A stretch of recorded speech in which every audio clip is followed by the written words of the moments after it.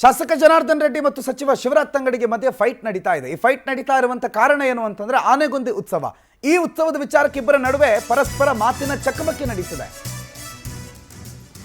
ಆನೆಗೊಂದಿ ಉತ್ಸವದ ವಿಚಾರಕ್ಕೆ ಸಂಬಂಧಪಟ್ಟಂತೆ ಇಬ್ಬರು ಜನಪ್ರತಿನಿಧಿಗಳು, ಒಬ್ಬರು ಬಿಜೆಪಿ ಶಾಸಕರು, ಇನ್ನೊಬ್ಬರು ಕಾಂಗ್ರೆಸ್ನ ಸಚಿವರು, ಶಿವರಾಜ್ ತಂಗಡಿಗೆ ಮತ್ತು ಜನಾರ್ದನ್ ರೆಡ್ಡಿ ನಡುವೆ ಫೈಟು, ಮಾತಿನ ಫೈಟು. ಉತ್ಸವದ ಬಾಕಿ ಹಣ ಬಿಡುಗಡೆ ಮಾಡಬೇಕು ಅಂತ ಹೇಳಿ ಜನಾರ್ದನ್ ರೆಡ್ಡಿ ಕಿಡಿಕಾರಿದ್ರೆ, ಜನಾರ್ದನ್ ರೆಡ್ಡಿ ಹೇಳಿಕೆಗೆ ಶಿವರಾಜ್ ತಂಗಡಿಗೆ ಕೌಂಟರ್ ಕೊಟ್ಟಿದ್ದಾರೆ. 1 ಕೋಟಿ ಕೊಡಿ ಸಾಕು ಅಂತ ಹೇಳಿ ಜನಾರ್ದನ್ ರೆಡ್ಡಿ ಕೇಳಿದ್ರು. ಇನ್ನುಳಿದ 4 ಕೋಟಿ ಹಣವನ್ನು ನಾನೇ ಹಾಕೋತೀನಿ ಅಂತಂದ್ರು. ಇದೀಗ ಶಾಸಕರು ಉಲ್ಟಾ ಹೊಡಿತಿದ್ದಾರೆ ಅಂತ ಕೊಪ್ಪಳದಲ್ಲಿ ಶಾಸಕ ಜನಾರ್ದನ್ ರೆಡ್ಡಿ ವಿರುದ್ಧವಾಗಿ ಸಚಿವ ಶಿವರಾಜ್ ತಂಗಡಿಗೆ ಮಾತಾಡಿದ್ದಾರೆ. ಸೊ ಆನೆಗೊಂದಿ ಉತ್ಸವಕ್ಕೆ ಸಂಬಂಧಪಟ್ಟಂತೆ ಈಗ ಜನಾರ್ದನ್ ರೆಡ್ಡಿ ಮತ್ತು ಶಿವರಾಜ್ ತಂಗಡಿಗೆ ನಡುವೆ ವಾಕ್ ಸಮರ ಜೋರಾಗಿದೆ. ಬಾಕಿ ಹಣ ಬಿಡುಗಡೆ ಮಾಡಿಲ್ಲ ಅಂತ ಅವರು, ನಾವು 1 ಕೋಟಿ ನೀವು 4 ನಾನೇ ಹಾಕೋತೀನಿ ಅಂತ ಹೇಳಿದ್ದಾರೆ ಅಂತ ಇವರು.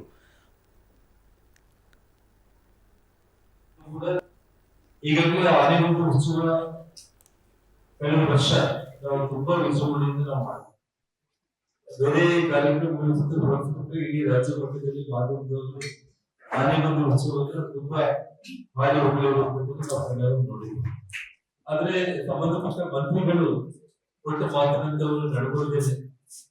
ಇವತ್ತೇನು ಸುಮಾರು 5 ಕೋಟಿ ವೆಚ್ಚದಲ್ಲಿ ಕಾರ್ಯಕ್ರಮ ಮಾಡೋದಕ್ಕೆ ಮಾಧ್ಯಮಗಳ ಮುಂದೆ ಅಧಿಕಾರಿಗಳ ಸಭೆಯಲ್ಲಿ ಆನೆಗೊಂದಿ ವೇದಿಕೆ ಮೇಲೆ ಮಾತನಾಡಿಕೊಂಡು ಕೂಡ ಈ ಕ್ಷಣದವರೆಗೂ ಕೂಡ ಯಾವುದೋ ಒಂದು ನೆನಪಿನಲ್ಲಿ ನಾನು ಇನ್ನೇ ಕೂಡ ಮಾತಾಡ್ತೇನೆ ಮತ್ತೆ ನನ್ನ ಫೈನಾನ್ಷಿಯಲ್ ಹಾಸ್ಪಿಟಲ್ ಇದೆ. ಸರ್, ಈಗ ನಾನು 1 ಕೋಟಿ ಕೊಡ್ತೀನಿ ಅಂತ ಹೇಳಿದ್ದೆ ನನ್ನ ಇಲಾಖೆಯಿಂದ. ಮನಸ್ಸಿಗೆ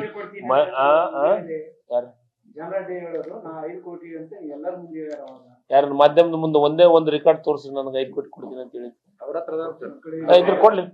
1 ಕೋಟಿ ಕೊಡ್ತೀನಿ ಅಂತ ಹೇಳಿ 4 ನಾನು 1 ಕೋಟಿ ನಾನು ಕೊಡ್ತೀನಿ ಅಂತ ಒಂದಿದ್ದು 1 ಕೋಟಿ ನಾನು ಪ್ರವಾಸೋದ್ಯಮ ಇಲಾಖೆದ ಇಲಾಖೆ ಸಚಿವರ ಜೊತೆ